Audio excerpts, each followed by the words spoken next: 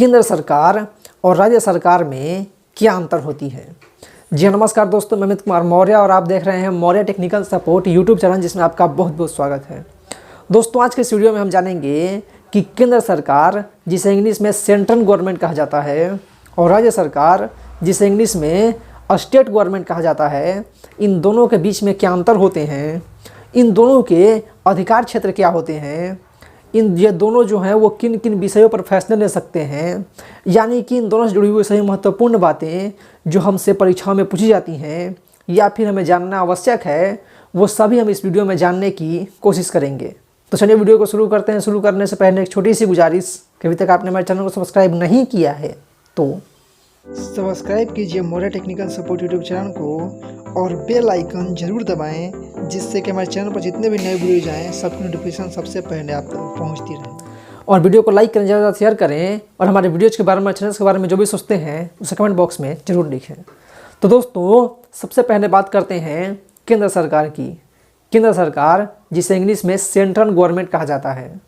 दोस्तों हमारे पूरे देश में एक केंद्र सरकार होती है जिसके प्रमुख होते हैं प्रधानमंत्री। और दोस्तों प्रधानमंत्री की नियुक्ति राष्ट्रपति के द्वारा की जाती है। वहीं अगर दोस्तों बात करें राज्य सरकार की, तो जो राज्य सरकार होती है उसे इंग्लिश में स्टेट गवर्नमेंट कहा जाता है। और दोस्तों हमारे देश के प्रत्येक राज्यों में एक राज्य सरकार होती है, यानी कि हमारे देश के जितने भी राज्य हैं उन सब की अपनी अपनी एक राज्य सरकार होती है, और उसके जो प्रमुख होते हैं वो होते हैं उस राज्य के मुख्यमंत्री।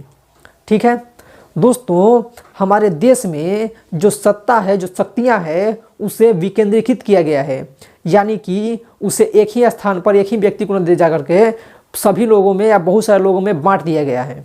ठीक है, तो दोस्तों जैसा कि आप सभी लोग जानते होंगे, हमारा देश जो है वो एक बहुत ही बड़ा देश है, दुनिया का 7वां सबसे बड़ा देश है। तो इसलिए यहाँ पर एक ही जगह से एक ही व्यक्ति के द्वारा पूरे देश की शासन व्यवस्था को चलाना असंभव है। इसलिए हमारे देश में 2 तरह की सरकारें बनाई गई हैं। तो दोस्तों हमारे देश के जो प्रमुख मुद्दे हैं, यानी कि वैसे मुद्दे जिन पर जो फैसले लिए जाते हैं उसका प्रभाव पूरे देश पर पड़ता है, तो उन सभी मुद्दों को संघ सूची के अंतर्गत रखा गया है। और जो संघ सूची होता है उस पर फैसले करने का अधिकार केंद्र सरकार को दिए गए हैं।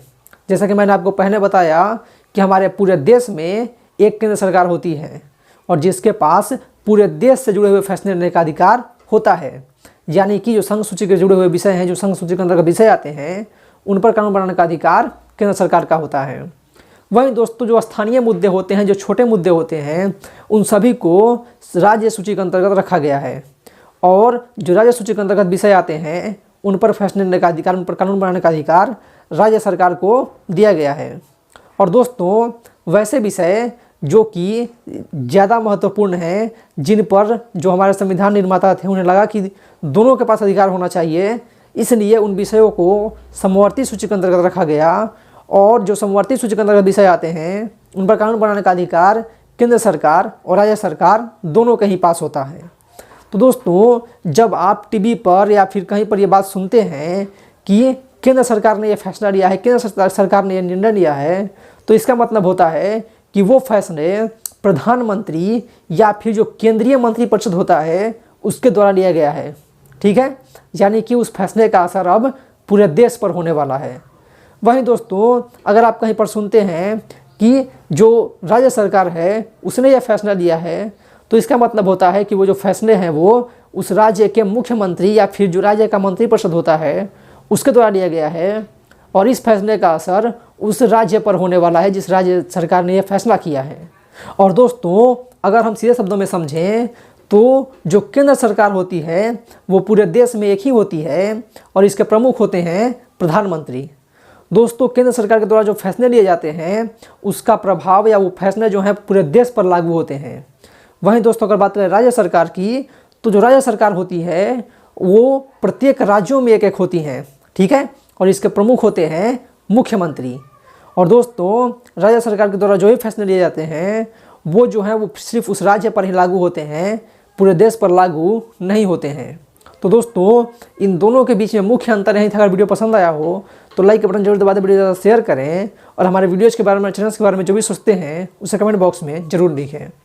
और दोस्तों हमारे वीडियो को अपने दोस्तों के साथ ज़रूर शेयर करें ताकि उन तक भी ऐसे महत्वपूर्ण जानकारियाँ पहुँचती रहें।